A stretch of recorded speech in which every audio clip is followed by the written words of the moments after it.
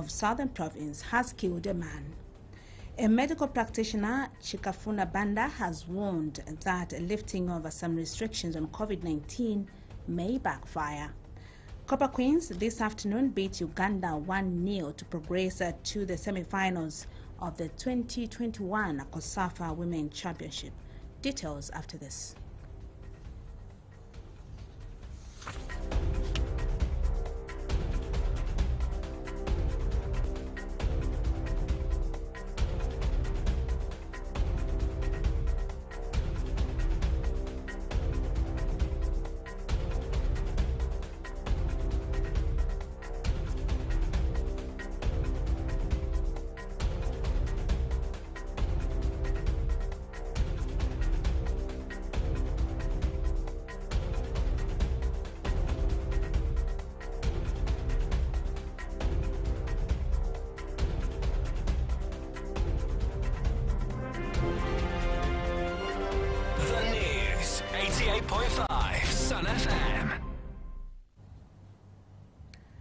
And now the news in detail. Minister of Finance and National Planning Stumbeko Musokotwane says Zambia will start strong expansion of production of goods and services in all sectors in order to steadily and quickly make economic recoveries. Speaking when he delivered his ministerial statement on economic matters in Parliament this afternoon, Dr. Musokotwane stated that low production of goods and services greatly contributed to the downfall of the Zambian economy. He said that intensifying of production of goods and services would not only benefit owners of companies, but also workers and government at large, adding that that would further lead to the creation of more jobs in the process. The minister revealed that production of goods and services reduced in 2020 compared to 2019 owing to the outbreak of COVID-19, something which saw government start spending money outside its budget and also put pressure on debt repayment, which he said lacked proper planning. Dr. Musokotwane said his ministry would soon give the country a comprehensive roadmap on how government intended to repay local and international debt. He said that government was working on proper reforms that would see the country manage debt.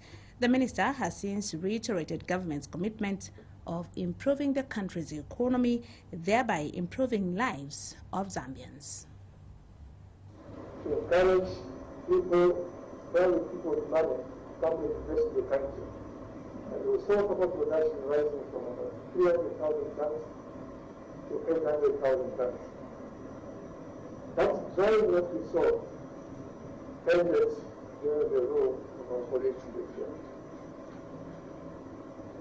Those days, Banamkumo was advised. Tansanchi was opened. Lumwana was opened, which you know.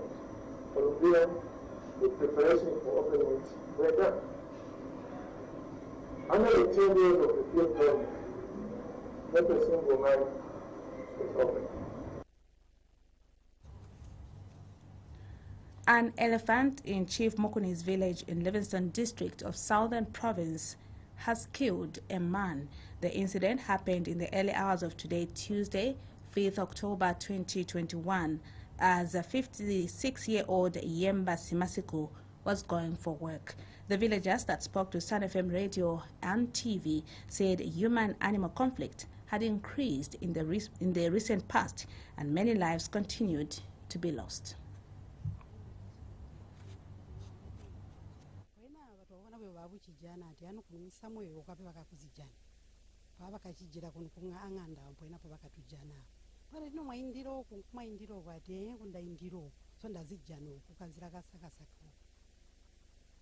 Wena tatanu atukale fezi zinde ndena sovona natatuinde ndo akaratwa chindichira mfu then ya last year kazoinda chali chipati maningi chizovera pera mutima ni wokupya vantu vango kufa monga vinyama no action yamende tiona kuti government ititandize ise vantu tiri kuno kunsongwe bazitiribe nani transport yo titenga tiende bantu basebeza bazimai bapulumukira kufozi kwenda osebenza bapezeko kapeni kozitandiza ku bana ku maskulu bamuna baenda kuli mamedi kuli bana ba skulu bamene bachoka kufozi nobwera kunsongwe ku skulu inzovu ziatumani n'abantu me wano ndiri one of them ndakasiyala ndiri widow kambo ke nzovu zionyine ziakajja mulu mwangu okundisiyo tubana 1 year 7 months tuchiri tunini kambo ke nzovu kabalemeka nzovu kwinda abantu why beza wana bakachirwa musebezi abazwe influment mpya tukumbira kuteti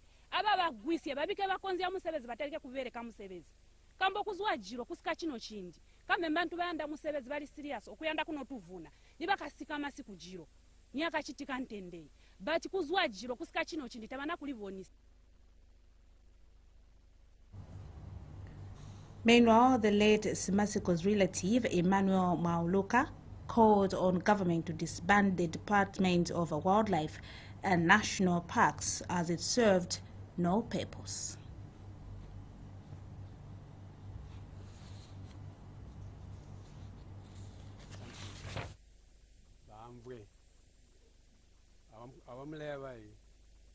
Constantine bambwe makanaya kwamba kuti kuswekera kwesikuno aba kumvwe kuti kuswekera kuno twalemenwa bali kukumbira kulimbavo kwamba kuti niba twimina mu chambers emilawo abalange kwamba kuti oyu mu nyinza utwakambola mbabo kali mu nyinza wabazawa bazwe bazawa watatu bayanda fifi bazawa takweni batwiminina nani batuvuna kunzovu zyabo ne bazawa kambe kwenda kutuvuna kambe baledi kutuvuna nibaza kunoendanga munzira kukwabira maumesu no chamba kuti tabatuyandika mbo tabakalandiswe so anu abazwisye munyinza wabo bautontere kule kuita kuti swe banyama babo aba baza kuno kulindiswe tabachisi babo babe suno twanda kuno bajai.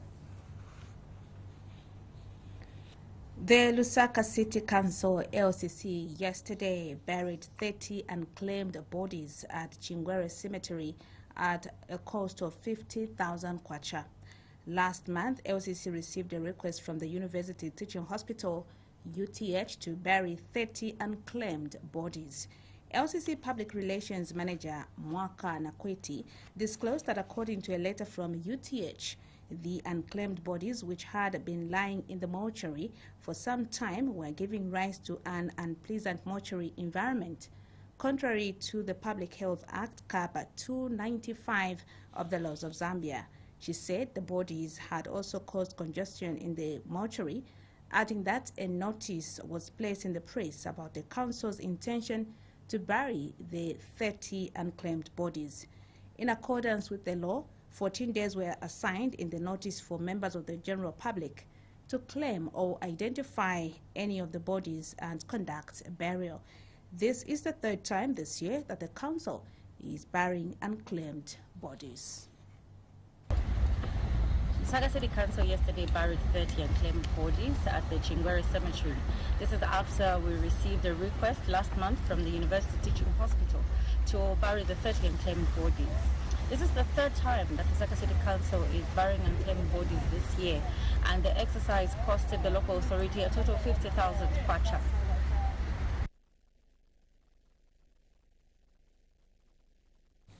Traders in the Fisenge area of Luansha have been selling at Luansha turnoff without a toilet for a long time. The women, who sell mostly fruits and vegetables, are subjected using the nearby bush to answer the calls of nature. They have since appealed to the relevant authorities to complete the toilet made for them, but whose works have stalled for some time now.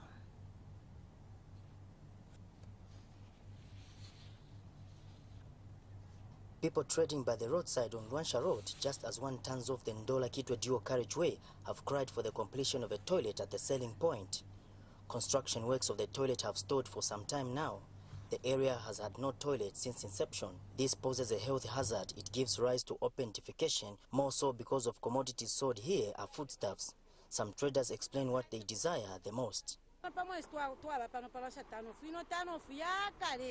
tatulafyalwa twafyalira abana pano n'okukula bakulira pano tapa abama toilet tuyafye mumpange emo tuya toilet balyambireyo yaliminina tayapwa abanesukuma baluba yalipwa ebwafya tulefwaya namenshi pano tapaba tuyoko ku woodlands n'okukulya abama beko tutapako fyamenshi ero tuwanwako pano tuwabomfyako pano pene ekikalamba sana. These female traders do brave the nearby bush to relieve themselves, stating that the owners of the nearby shops around deny them access to their toilets. Uwafya tuwakwata sana ngo tushungana nabo sana wa toilets. Tuyamumpanga na ma toilets ya bene bala tutamfya tulapusana nefisi wangu. Chifya tusuma. Toilet yakumanya 3 years yabula okupwa. Tulalomba toilet ko twachulo kuye mumpanga. Twakapata kwa kuteka bwishirepo. Amayinza leisa shawa tapano tapaba mapaine pwa yale umaifu abana twalasunga shani. Amenshi tapaba pa market yambi bala kwata amenshi na ma toilet twapapata twafuirisheni ko ifu. Decent access to water and sewerage facilities is the ultimate cry for these women whose daily hope is to make a small profit to help feed their families. Reporting for Sun FM Radio and TV, I'm Cletus Mtoki in Luansha. Ndola Mayor Jones Kaliati has commissioned a grader meant for Ndola. Mr. Kaliati noted that the Ministry of Local Government and Rural Development promised to give support to all local authorities to ensure that councils provided good service to the people. He said it was always good to see that money in the council was not being misappropriated but going towards the intended purpose.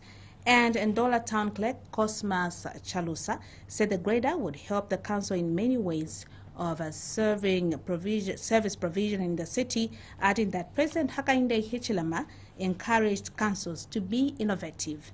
The grader's cost is approximated at 2.8 million kwacha, according to the council. It is also said that the funds were raised from the capital component of the government grant to Ndola City Council. His Excellency the President of the Republic of Zambia has re-emphasized that the local authorities should be innovative in terms of service provision. People should see the service which these councils are providing. That's the more reason the management has come up with this program of making sure that we have enough equipment so that these equipment can get out down to ensure that the services are done. For that, my council is doing all that we can to make sure that we give the much needed services. And with the support from central government, His Excellency the President has time and again assured us that they are going to give us maximum support in the Ministry of Local Government, in the councils, to make sure that services reach our people and taken, good care of. I know that we need a lot more equipment. We've heard of funds that have been misappropriated, but funds going to such acquisition of equipment is very good. A medical practitioner, Chikafuna Banda, has warned that lifting of some restrictions on COVID-19 may backfire. On Saturday, 2nd October 2021, government reduced some restriction of COVID-19 for the next 1 month following the reduced transmission of the virus in Zambia. Authorities, however, said the COVID-19 situation would be continuously monitored to inform appropriate decision-making even before the end of the month. The new guidance on the various restrictions which have been put in place are that churches and other places of worship, public places and transport, as well as social gathering, will operate normally while observing golden rules. But speaking in a telephone interview in Lusaka, Dr. Banda said that the country was currently managing the COVID-19 pandemic and that relaxing some restrictions may lead to having a rise in the cases. He said that some sectors such as bars, nightclubs and social activities may be hard to control in line with following the preventive measures of COVID-19 because people got excited, thereby put each other at risk. Our past experiences, we lost a lot of people due to COVID, and we spent a lot of money trying to buy oxygen and other amenities in the acute ward. So I think that it must be held like we should actually take this with caution in a way. Otherwise, we might backfire. It might backfire, and we'll get back to what we used to be. But I think let's maintain the momentum of hygiene and keeping distance. Even when we go to church, I think we should maintain the distance such that we have hand washing facilities, sanitizing, and all those things must still continue. That's my view. Yeah, I think the bars, what we could do, that's just an opinion, really. We shouldn't just let it loose because when people get drunk, they actually drop off the guard. So there's a bit of difference between somebody who goes to church and somebody who goes to drink. So I think that the bars, we should just restrict maybe the time. We cut the time. Say they open at this time and they close at this time. But if we let it loose, I think it would be a bad idea, in my opinion. The Professional Teachers Union of Zambia, ProTools, has called for favorable conditions that will also allow teachers to make extra money to enhance their disposable monthly income, which is currently low, coupled with the adverse effects of the COVID-19 pandemic. This came to light as teachers in Zambia today, 5th October 2021, joined the rest of the world in celebrating their roles in the development agenda of the country. ProTools Director Public Relations and International Affairs Brian Wheeler said this in a statement issued to the media in Ndola today. Mr. Wheeler observed that the day brought to the attention of all stakeholders in the education sector in Zambia the need to introspect on the challenges surrounding the teaching fraternity in the country and address them. He said the union was cognizant of the fact that its members were celebrating this year's World Teachers Day with heavy hearts because of many pending unresolved administrative issues by the employer, ranging from non-upgrades to rightful salary scales of teachers who had attained higher professional qualifications, prolonged confirmations in appointments, high pupil-teacher ratio, poor housing units, and poor transport facilities. The theme for this year's World Teachers Day celebration is teachers' role in education recovery post-COVID-19. He noted that the theme recognized teachers for their tireless, fearless, and desirous efforts against all odds to keep teaching young people even after the tormenting hardships of the COVID-19 pandemic, whose effects were still very fresh to individual teachers and the fraternity as a whole.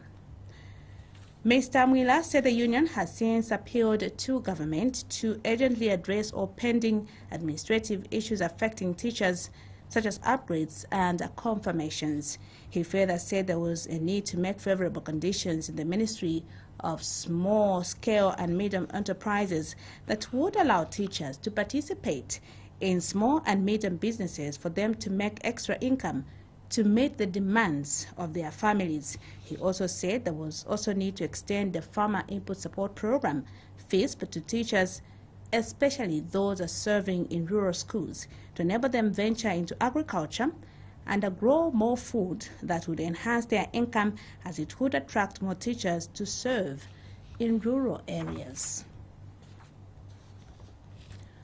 Opposition Patriots for Economic Progress PAPE has called on government to immediately suspend the 20% withholding tax on online betting winnings. Party leader Sean Tembo described the 20% withholding tax as grossly unfair, as the majority of online betting winnings were small amounts. Mr. Tembo observed that amounts of less than 10,000 kwacha were won, and that it was only 2 or 3 people that won more than 100,000 kwacha in a year across all the online betting companies. He said that the fundamental principles of taxation was that it must be fair and equitable, adding that the 20% withholding tax was unfair because people had lost more money placing on online bets than they had won. The PEP leader said most of the people that bet online were jobless and rarely won the bets, and that once they did, the money did not make them rich, but merely sustained their livelihoods. Mr. Tembo has since called on government to totally scrap the 20% withholding tax on all online betting winnings, or only maintain it for winnings above a certain threshold, such as 1 million kwacha. Introduce the 20% withholding tax on online betting winnings. And the main reason for our disappointment is primarily because this tax is unfair. When you look at the amounts that these people win, you realize that these are usually very small amounts, ranging from 50 kwacha, 100 kwacha, 200 kwacha. And for government to get 20% of that is grossly unfair, especially considering the fact that the majority of the people who do online betting are unemployed youth. And also, you must remember that for people who are formerly employed, they get an exemption of up to 48,000 kwacha in pay-as-you-earn. And the question is, why can't such an exemption be extended to people who are unemployed and who depend on online betting? So our appeal for government is to immediately abolish this 20% withholding tax. Transparency International Zambia, TIZ, has expressed concern with the rise in financial mismanagement, which manifests itself in different forms, such as wasteful expenditure, as highlighted by the Auditor General's report for the year 2020. Executive Director Maurice Nyambe said TIZ was particularly worried that the 2020 report made the astonishing revelation that wasteful expenditure increased from 3.7 million kwacha in 2019 to 1.4 billion kwacha in 2020, which was more than the 2020 allocation to the Farmer Input Support Program FISP, which was at 1.1 billion kwacha. Mr. Nyambe added that that was more than twice the 2020 allocation for Constituency Development Fund CDF, which was 636 million kwacha and could have facilitated the employment of about 50,000 teachers for 3 years. The 2020 report highlights that financial mismanagement has been on the rise during the last 10 years that the Patriotic Front PF was in power, with 2020 accounting for almost 32% of all the mismanaged resources between 2011 and 2020. The findings in the 2020 Auditor General's report are obviously very concerning to us as Transparency International Zambia. When you look at, for example, what was wasted in terms of wasted expenditure, you will note that it is actually a lot more than the entire allocation to Constituency Development Fund for the year 2020. And so that really, goes to show you the extent of the financial mismanagement that was occurring in 2020 and probably even going back. But again, our concern as TIZ is that it is not the first time that we are seeing such revelations being made by the Auditor General. And in that sense, we actually wish to commend the Auditor General that over the years, the Office of the Auditor General really has done their best in terms of highlighting cases of financial mismanagement that are happening. But our hope is that with the new UPND administration that has come in, we hope that we are going to see a lot more action being taken in relation to the Auditor General report. We do note that the President did indicate in his press conference last week that reports from the Auditor General's office are not going to be academic documents anymore, but that they will be forwarded to law enforcement agencies for possible investigation and even prosecution. So we hope to see that step being taken, because I think that as a country we have. This is Sunset News on Sun FM Radio and TV. We take a break. When we return, sports news. Refresh yourself with the best entertainment mix from Topstar this sizzling October. For as low as a 135 kwacha antenna and 140 kwacha dish, chill the summer heat by catching up with the best, latest and action-packed variety of Hollywood movies starring your favorite actors every day on TNT Africa. Plus, don't forget to enjoy all the finest of Star Life and top-grade Filipino series on Novella channels. And there's more. No weekend is complete without the best football fixtures on Topstar. Watch the raging rivalry as the new football season continues in the highly physical Bundesliga on World Football, the skills of the La Liga on Sports Premium, and unpredictable Fast Division 1 on TV3. So hurry and get yourself an affordable Topstar antenna or dish for kid now. October is chilling time. Topstar, enjoy digital life. Welcome back. In sports news, Copper Queens this afternoon beat Uganda 1-0 to progress to the semi-finals of the 2021 COSAFA Women Championship. A lone goal by inspirational skipper Grace Chanda, who was also voted player of the match, was enough to send Zambia to the second stage of the competition. And speaking to the COSAFA media unit in a post-match interview, Chanda said she was happy with the performance of the team. She further said she was proud to have been appointed captain of the team, especially that she has been participating in similar tournament since 2017. Well, congratulations to the COSAFA Queens. As we end the news, the headlines once again.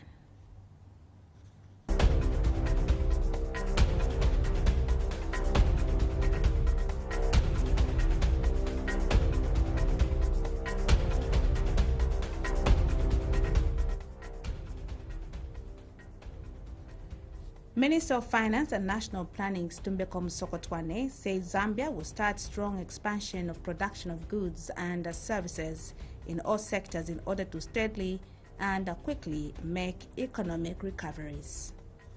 An elephant in Chief Mukuni's village in Livingstone district of Southern Province has killed a man. A medical practitioner, Chikafuna Banda, has warned that lifting of some restrictions on COVID-19 may backfire.